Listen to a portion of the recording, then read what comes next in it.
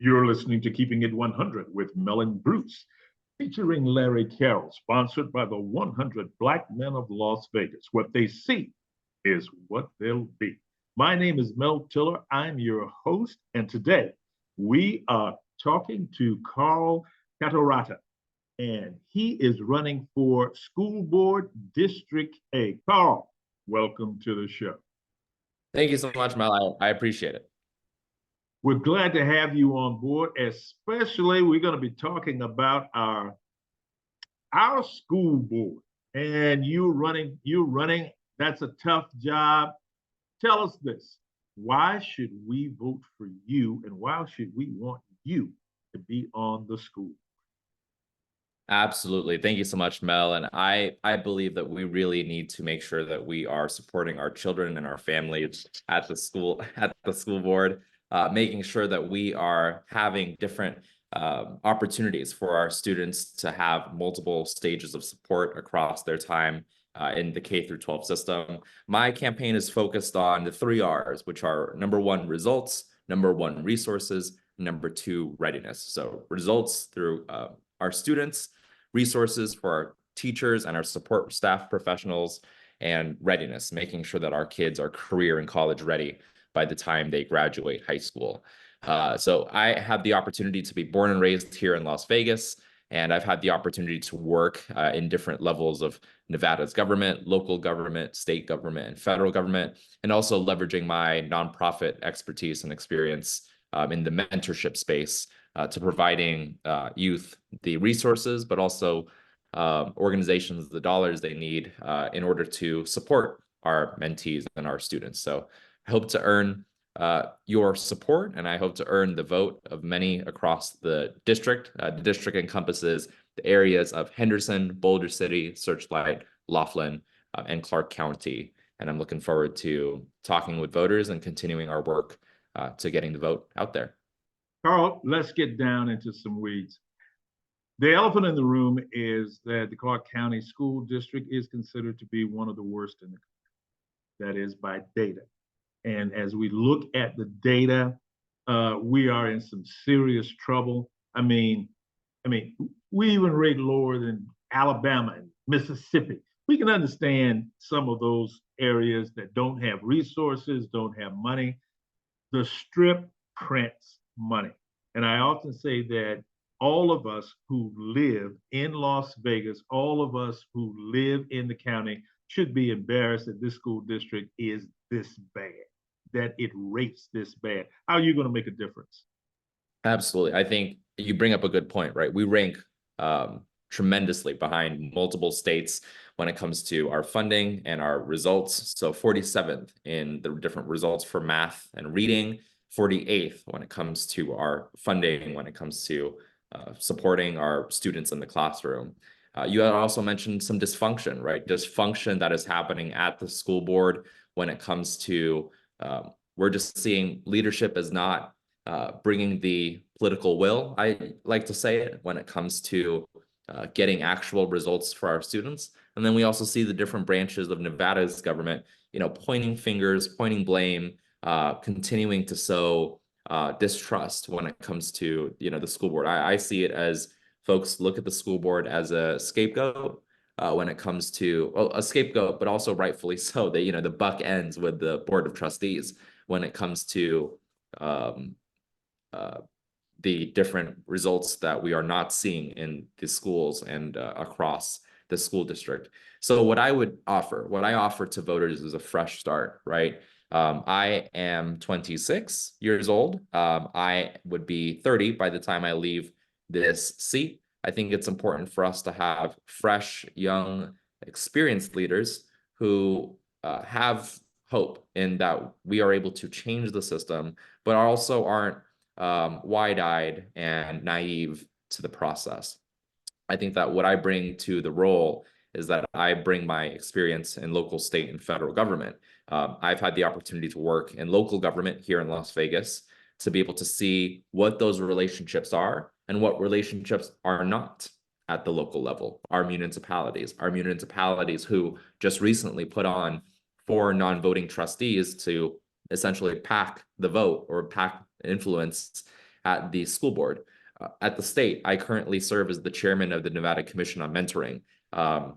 My mentor when I attended Valley High School, Assemblyman Tyrone Thompson, created the Nevada Commission on Mentoring to support our mentors and our youth across the state. And with his vision, he was able to create a grants program that I am grateful to have implemented across the state. And my work in the federal government, working at the federal government, working as a caseworker and as a representative on behalf of a local congressperson.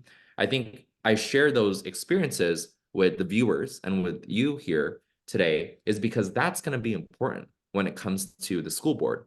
We keep seeing that the school board continues dysfunction and a lack of understanding of good board governance. Of course, there are some members who strive to do their best, and there are members who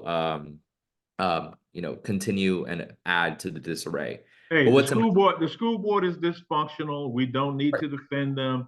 It is what it is. We see what they've done, and we see the results that they've got. Absolutely, and yeah, and not to defend them at all. I'm not defending. Let me be clear with you. I'm not defending, and I'm not defending them at all. I think that it's going to be important that we have board members who understand government, basic government, and also how are we going to get things done and get things passed with the superintendent and the superintendent's deputies, right? Because the decision maker is not the or the implementation and the decision makers are not the board of trustees. The board of trustees create the vision. They carve the vision. They create the direction. They also have the buck where the buck ends at them when it comes to supervising the superintendent. But if you don't have those strong supports at the board of trustees level, then you have a superintendent and a deputy superintendent that really are creating their own vision, seeing it and implementing it how they see it. Without any outside perspective, and they continue on. And that's what we saw with the challenges with Superintendent Jara, the former superintendent who we just paid out more than $250,000 in our tax dollars. So I'll leave it there when it comes to that question. I think that there's so much more that we need to do. And I'm the only candidate in my race who has government experience to be able to actually leveraging our local governments to be able to bring it to a vote, count up the votes, bring up to a majority vote, and move forward and actually bring tangible results. All right, I kind of like where you're going. Let's talk some specifics. Give me a specific problem. Give me a specific solution. Talk to me how you would work through and how you would solve that problem. Absolutely, absolutely. So I could, many of my colleagues in my race, many of my opponents love to talk a lot about the superintendent, but there's much more than the superintendent here. There is much more. So one of the things that I'm talking about in most recent weeks is we saw that there was a incident at Valley High School last business week where a substitute teacher had gotten into an altercation with a student, and this student the same, right? The student was yelling racial expletives across the school, had, to my understanding, had struck the substitute teacher. But this isn't an isolated incident. We're seeing this across the districts. The superintendent, however, removed a level of support across the different schools, such as the deans, right? The deans so what happened is the deans are a level of supports across the schools that address cultural, racial, and educational, behavioral performances in our schools. And the former superintendent decided to get away with these positions, reallocate them as assistant principals, and let it be done. There is a vision problem there, right? There's a vision problem because sure, you bring them as superintendents, you change their title, you change their salary. But here's the thing. There's continued overcrowding in our schools. There's continued behavioral problems, emotional and social problems that are happening, that's happening in our schools that simply moving folks as assistant principals or folks who have been terminated and now putting these responsibilities and duties to assistant principals.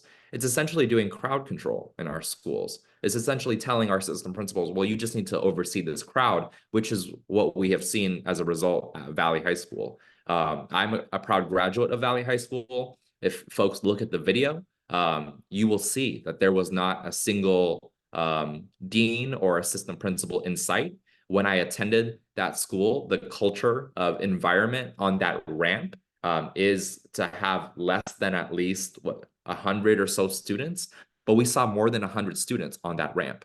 We are seeing that the decisions that a former individual in the system had conducted are now having real world implications. And you got to ask yourself, where are the Board of Trustees when it comes to this? I've had the opportunity. Today is Monday. I've had the opportunity to speak with a majority of trustees over the weekend to ask them, each one of them, what are you doing to addressing this problem? A majority of them either say that we need to wait until an investigation is completed, or we need to, they give the run around the mill, or Right. we need to wait to see, well, we got all the facts. But we all know, as educational professionals, experts, and folks who are working in this system, is that this continues to be an everyday occurrence. This isn't just a one-off situation. This happens in multiple middle schools, multiple high schools. We know the solution, and the solution is we need to have strong vision at the Board of Trustees in making sure that we're implementing good measures with the superintendent to ensuring that we are addressing social and emotional learning in schools. And I'll end off here, Mel, is we also need to support our support staff professionals. We need to invest and hire more support professionals in our schools, which we haven't seen under the last superintendent. I think that the current trustees need to do more for the community, and I have been one to say that they need to do more. And that is a specific situation most recently happened as of last week that we are now seeing again. Why we need to have strong leadership at the school board. Talk to me about your vision for the next superintendent. What kind of individual do you believe we need? Yeah, I think we need one who is trusted by the community. Although I say this, I'm putting trust back in trustee. I'm running to be a trustee who puts back trust, because we have seen that the trust is broken. Trust is broken between the school board, our state legislature, school board, and local municipalities, North Las Vegas, Henderson, Clark County.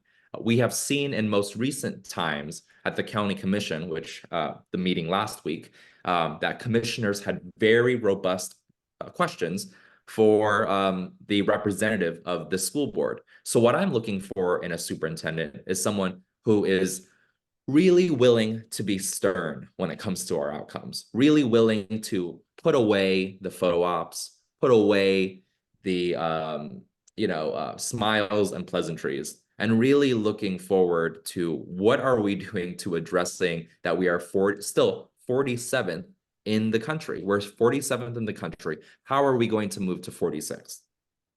How are we going to move to 46th?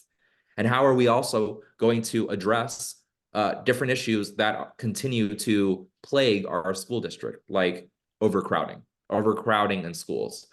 We do not have enough resources for our teachers. We do not have enough resources for support staff professionals. Smiles and pleasantries are great, but smiles and pleasantries under the last superintendent still did not get us to addressing morale amongst employees in the school district. My mom is a teacher, and just this past weekend, I have been talking to teachers, counselors, assistant principals out on their door here in the city of Henderson. And each one of them feels exhausted, tired. The morale is down.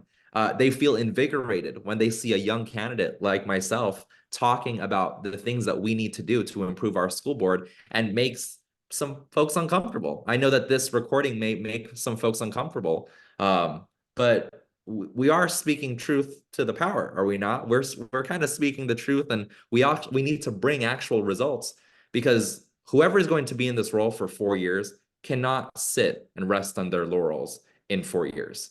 And I'll leave it there when it comes to what I'm looking for in the next superintendent. All right, talk to me about this trust. How, if you win this position, how are you going to build trust with the community? Because the community does not trust the Board of Trustees. The state doesn't trust the Board of Trustees. The Board of Trustees has a trust issue literally with everybody, because everybody is seeing the results and nobody's happy with these results. How are you specifically going to help build this trust with the Board of Trustees and all of these other agencies? I love that question, because I believe out on the campaign trail, I'm the only candidate to be talking about the word trust. We need to envision what trust means to each person. We need to envision what trust means to every bureaucrat in the enterprise of the school board, every teacher in our schools, every administrator, every parent, every child, every bus driver, food worker, custodian, janitorial worker. What does trust mean to each person internally at the school district, right?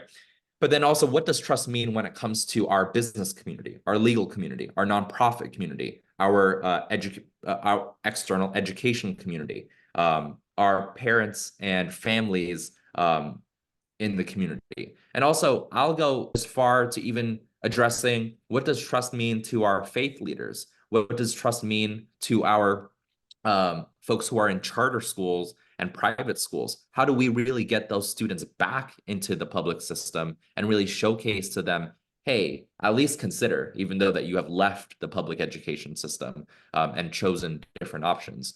So in terms of your question, how would I rebuild trust? I've had the opportunity to rebuild trust over my time working in government. There have been many situations where I have worked for numerous bureaucrats, numerous politicians, and I was the one who had to rebuild the trust on behalf of that entity or that person. So I'm grateful for my experience, because it lends me to understand how to rebuild trust when trust is deeply broken. And none of the opponents in my race have that experience. And out of all due respect, it is great to have experience, but results is what's going to bring us the trust and the resources that our teachers, our families, and our children most desperately need. And I'll end off with this. I'm the only candidate in my race here in the District A race to have already had conversations,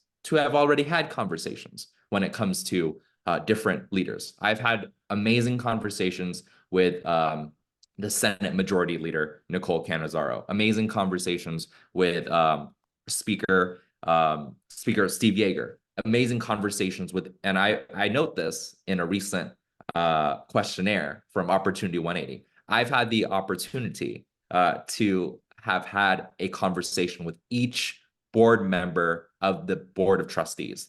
I've had conversations with folks who are still in the district and who have left the district. And I've had conversations with leading business leaders, small business leaders, corporate leaders, nonprofit leaders, legal, faith leaders, because I believe that we need to really work together to fix this school board. We really need to work together to fix this school district. And if we don't have somebody who is hitting the ground, out there on the doors, talking with voters, being a bit aggressive and assertive when it comes to an outreach measure, we won't be able to actually, on day one, realize what we are doing to rebuilding trust and rebuilding the work that we have yet to do at the school board. So I'm laying the groundwork, Mel. I'm really laying the groundwork right now as I'm out on the campaign trail, because on day one, we need to start having additional conversations on implementation, right? We have 4 years, and I know I said I was going to end, but I'll end with this, is that I used to work at the Las Vegas City Council. At the Las Vegas City Council, I was responsible for creating annual reports annual reports when it comes to our work annually, because trust was broken amongst HOA and neighborhood leaders. So we would report and we would communicate and we would work in tandem with the community on an annual report. Have you ever seen a school board trustee who has done an annual report? No, it's always been with the superintendent. But the trustees, and I urge my colleagues and to the viewers listening, is that you are elected. You're elected to this seat. So you have a obligation and responsibility to report back to the constituents who voted you in there. And that's what I intend to do on the first year and also on day one to rebuild trust at the school board. So thank you. All right, listen, I greatly appreciate your ideas. I like your themes of trust, hope, youthfulness. Talk to me about how you would build trust with the African American community. When we look at the stats, the school district does a horrible job, and I want to put that in quotes. They do a horrible job educating Black and brown children. They do a horrible job preparing Black and brown children for the future. We take a look at the data and the statistics. Anybody listening to this show can look at that data, look at those statistics, and those stats are appalling. How can you improve those stats? And how can you build trust with the African American community? Absolutely, absolutely. First of all, as we see with the data, Black and brown students continue to need these supports in order to be successful to achieve graduation in our school district. And not just graduate, but be prepared for higher learning, because we are graduating some kids. A lot of our kids are not graduating, but even those that graduate are not prepared for the next step. I want to make sure that we understand. Amen. Yeah, amen. Amen on that, because which is my third R, right? My results, resources, readiness, career and college readiness. It's not just a plan. I'm going to make sure that I'm implementing that with the superintendent, the superintendent's deputies, and also anyone below them in the system at the central office. So when it comes to rebuilding trust and ensuring that African American students, families, and our children at the school district are earning successful degrees from the school district, but also being able to go into a university, college, or career of their choice. I think that it's going to be very important to look at the data, but also implementing results with that data, We have not seen that in the past 4 years in the board of trustees. And to be honest, I think that they really need to do more when it comes to working with nonprofit organizations on the ground. I am a bit critical. I'm a bit critical of the CCSD Family Engagement Division. I would love to see more